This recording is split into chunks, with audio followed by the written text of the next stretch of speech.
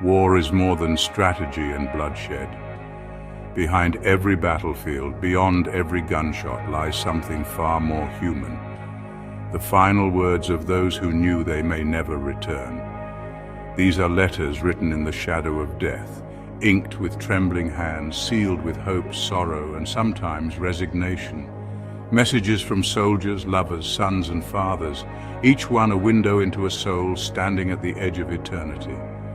What did a soldier say to his wife, knowing he'd never see her again? How does a father say goodbye to a child he'll never watch grow?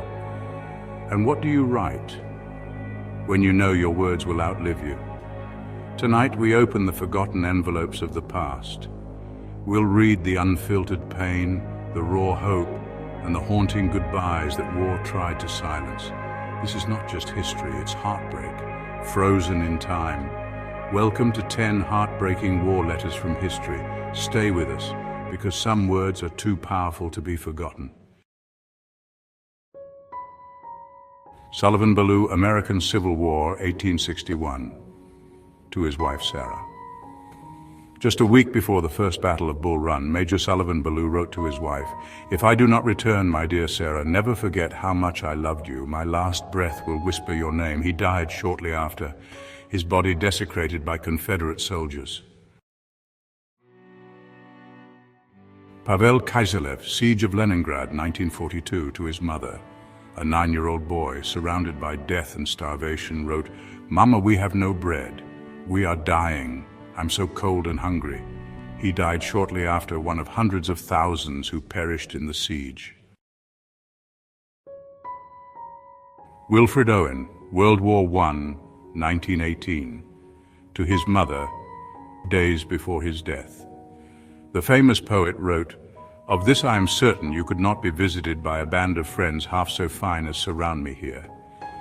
He was killed in action 1 week before the war ended. The telegram announcing his death arrived on Armistice Day. Leo Tolstoy, Crimean War, 1855. To his brother, before going into battle, the famed writer and soldier wrote, "If I perish, know that I did not fear death, but only that I might not do enough before it." He survived, but the horrors shaped his later anti-war beliefs. Charles Sawley, World War I, 1915. To his parents, this British poet wrote, "I've seen men broken, sobbing like children. The war is not noble nor glorious, it is ruin." He was killed by a sniper at age 20. Sugio Kurushima, World War II, kamikaze pilot, 1944. To his father, "Tomorrow I will dive into a ship. I am not afraid. I do this for Japan, for you." Many kamikaze letters carried a tone of sorrow and resignation wrapped in patriotism. 7. Unknown soldier. Vietnam War, 1969, found in a helmet. "Tell my son I didn't want this war. Tell him I fought because I had to, not because I believed." The letter was discovered on a fallen U.S. Marine, never sent. 8. Józef Czapski, Polish officer, 1940. To a friend from a Soviet prison. "They've taken many of us. I hear shots every night, but still, I hope."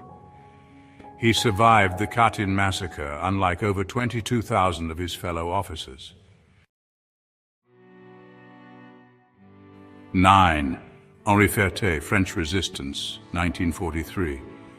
To his parents before execution, age 16, "Don't cry. I'm going to die for my country. My soul is at peace." Executed by Nazis, his farewell letter became a symbol of youthful bravery.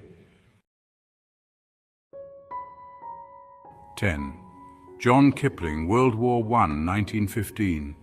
To his parents, including Rudyard Kipling, "I hope I shall be able to do my duty and come back safely to you." John was killed at 18.